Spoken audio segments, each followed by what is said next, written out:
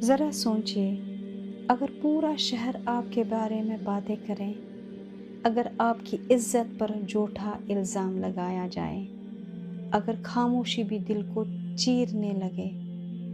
یہ کہانی ہے عائشہ بنت ابو بکر رضی اللہ عنہا کے، ایک ایسا امتحان جس کا جواب خود اللہ تعالیٰ نے نازل فرمایا۔ رسول اللہ صلی اللہ علیہ وسلم جب سفر پہ جاتے تھے تو اپنی ازواج مطہرات میں قرہ ڈالتے۔ اس سفر میں قرہ حضرت عائشہ رضی اللہ عنہا کے نام نکلا۔ واپسی پر ایک مقام پر قافلہ رکا۔ حضرت عائشہ رضی اللہ عنہا اپنی ضرورت کے لیے گئی، واپس آئی تو معلوم ہوا کہ ان کا ہار گم ہو گیا۔ وہ اسے تلاش کرنے واپس چلی گئی۔ اب عائشہ رضی اللہ عنہا کہتی ہے کہ جب وہ لوگ جو مجھے سوار کیا کرتے تھے وہ آئے اور میرے وہ پردہ دار پالکی جو تھی، جو اونٹ پہ ہوتی تھی، ایک سارٹ آف کمرہ پالکی، تو وہ اٹھا کر انہوں نے میرے اونٹ پر رکھ دیا۔ انہوں نے سمجھا کہ میں اس پالکی کے اندر موجود ہوں، کیونکہ ان دنوں عورتیں جو ہوتی تھی وہ بہت ہلکی پھلکی ہوتی تھی، کیونکہ بہت معمولی خوراک انہیں ملتی تھی۔ اس لیے اٹھانے والوں نے جب اٹھایا تو پالکی کے ہلکے پن میں انہیں کوئی فرق معلوم نہیں ہوا اور قافلہ روانہ ہو گیا۔ جب حضرت عائشہ رضی اللہ عنہ واپس آئی تو قافلہ جا چکا تھا۔ وہ وہیں بیٹھ گئی۔ عائشہ رضی اللہ عنہ کہتی ہے کہ مجھے یقین تھا کہ جلد ہی میرے نہ ہونے کا انہیں علم ہوگا اور مجھے لینے کے لیے وہ واپس لوٹ آئیں گے۔ اپنی جگہ پر بیٹھے بیٹھے میری آنکھ لگ گئی اور میں سو گئی۔ صفوان بن معطل رضی اللہ عنہ لشکر کے پیچھے پیچھے آ رہے تھے تاکہ لشکر کی کوئی چیز گم ہو گئی ہو تو وہ اٹھا لے۔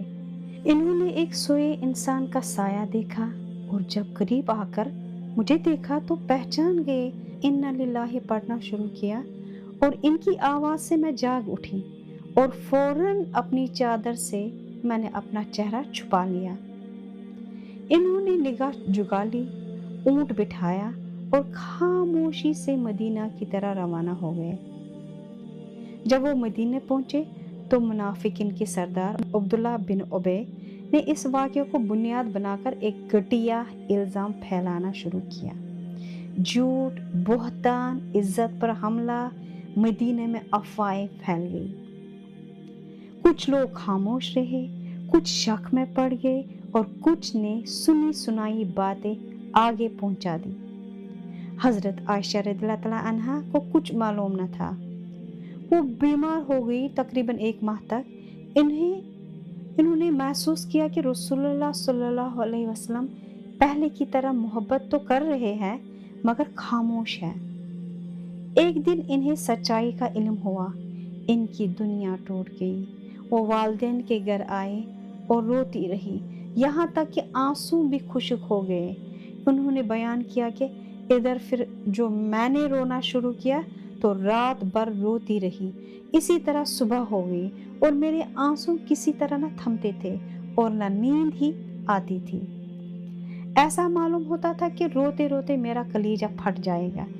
ابھی میرے والدین میرے پاس ہی بیٹھے ہوئے تھے اور میں روئے جا رہی تھی کہ قبیلہ انصار کی ایک خاتون نے اندر آنے کی اجازت چاہی۔ میں نے انہیں اجازت دے دی اور وہ بھی میرے ساتھ بیٹھ کر رونے لگے۔ بیان کیا کہ ہم ابھی اسی حالت میں تھے کہ رسول اللہ صلی اللہ علیہ وسلم تشریف لائے۔ آپ نے سلام کیا اور بیٹھ گئے۔ بیان کیا کہ جب سے مجھ پر یہ تہمت لگائی گئی تھی، آپ صلی اللہ علیہ وسلم میرے پاس نہیں بیٹھتے تھے۔ 1 مہینہ گزر گیا تھا اور میرے بارے میں آپ کو وحی کے ذریعے کوئی اطلاع نہیں دی گئی تھی۔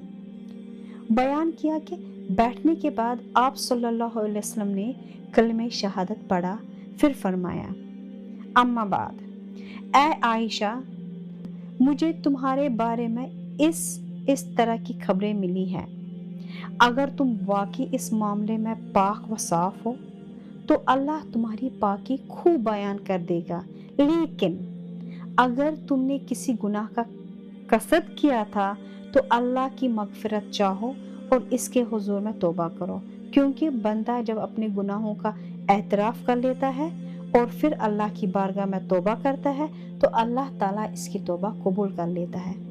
उम्मुल मोमिनीन आयशा रज़ियल्लाहु अन्हा ने बयान किया कि जब आप सल्लल्लाहु अलैहि वसल्लम अपना कलाम पूरा कर चुके तो मेरे आंसू इस तरह खुश्क हो गए कि एक कतरा भी महसूस नहीं होता था।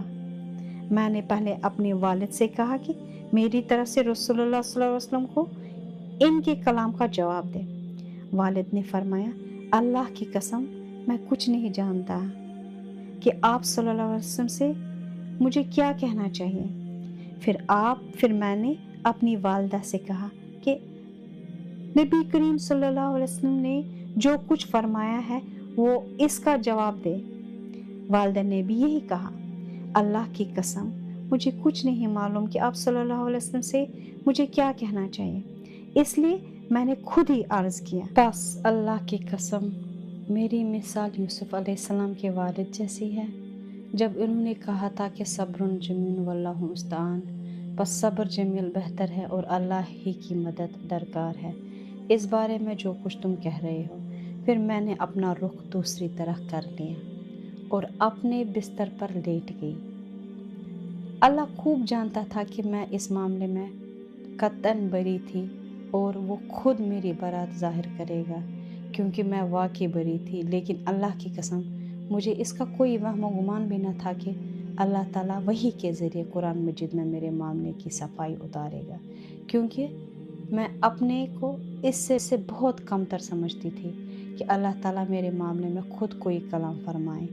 मुझे तो सिर्फ इतनी उम्मीद थी कि आप सल्लल्लाहु अलैहि वसल्लम कोई ख्वाब देखेंगे जिसके ज़रिए अल्लाह ताला मेरी बरात कर देगा, लेकिन अल्लाह की कसम अभी नबी करीम सल्लल्लाहु अलैहि वसल्लम मजलिस से उठे भी नहीं थे और वही नाजिल हुई। सूरह नूर आयत नंबर 11 to 21। उम्मुल मोमिनीन रज़ियल्लाहु अन्हा ने बयान किया कि सबसे पहला कलमा जो आपकी ज़बान मुबारक से निकला वो ये था, आप सल्लल्लाहु अलैहि वसल्लम ने फरमाया, ए आयशा, अल्लाह ने तुम्हारी बारात नाजिल कर दी है। इन्होंने बयान किया कि इस पर मेरी वालदा ने कहा कि नबी करीम सल्लल्लाहु अलैहि वसल्लम के सामने खड़ी हो जाओ। मैंने कहा, नहीं, अल्लाह की कसम मैं आपके सामने नहीं खड़ी होंगी। मैं अल्लाह के सिवा और किसी की हम्द व सना नहीं करूँगी। इस वाक़े से सबक क्या मिलता है? अफ़वाहें मुआशरे को तबाह करती है और सुनी सुनाई बातें आगे बढ़ाना बहुत बड़ा गुनाह है। सब्र ईमान की सबसे बड़ी ताकत है। अल्लाह देर करता है मगर अंधेर नहीं करता। सच आखिरकार गालिब आता है।